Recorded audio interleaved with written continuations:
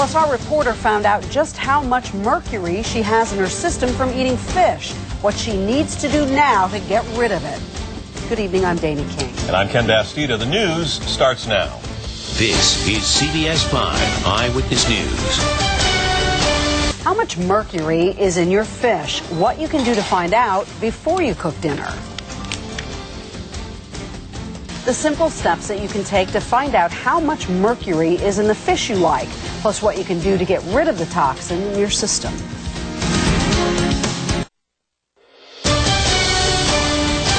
Last week we showed you the results of our tests on mercury in fish, and we discovered higher than normal levels of mercury in sushi and fish fillets sold all over the Bay Area. And now, as part of a continuing Consumer Watch investigation, Sue Kwan is here to tell us what to do with this information. Sue.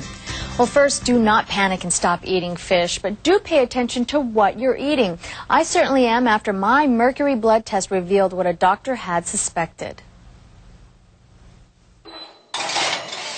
If you love flaky fillets and creamy raw fish, I like yellowtail. Ask yourself, just how much seafood do you eat? I'd much rather pick a fillet of fish over a piece of steak any day. I eat a lot of fish, like 3 times a week.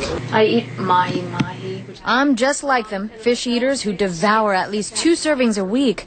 We're the kind of consumer Dr. Jane Hightower sees at her practice. She's an expert in mercury poisoning. Your mercury level should be less than 5. Because I eat a lot of seafood, 2, sometimes 3 times a week, she hands me a lab request for an immediate blood test. Dr. Hightower studied patients who were having symptoms of mercury poisoning and found one thing in common.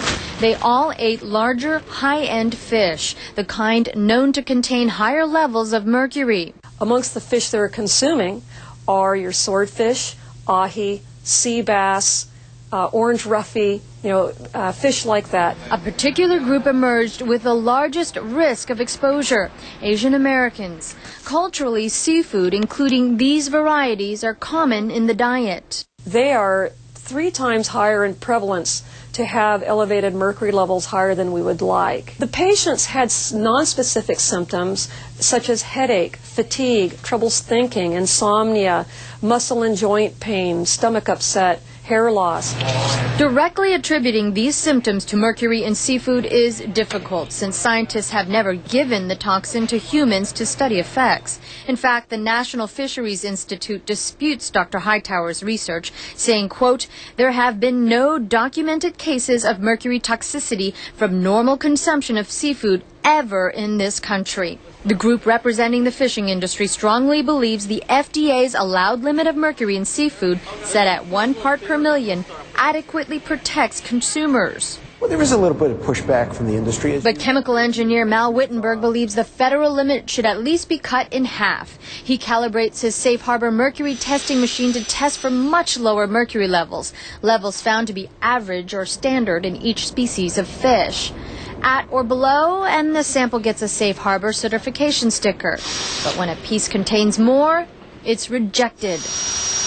In fact, 1/3 of all of the fish that Safe Harbor tests fails. We've certainly found more mercury in fish than we thought would be there. In just a few days, my blood tests arrive, and it turns out I do have mercury in my system. 6.3 micrograms per liter, a little bit higher than the 5.0 that is considered normal. Dr. Hightower is not surprised. Californians are not ordinary in their fish consumption compared to Ohio or any other Midwest state.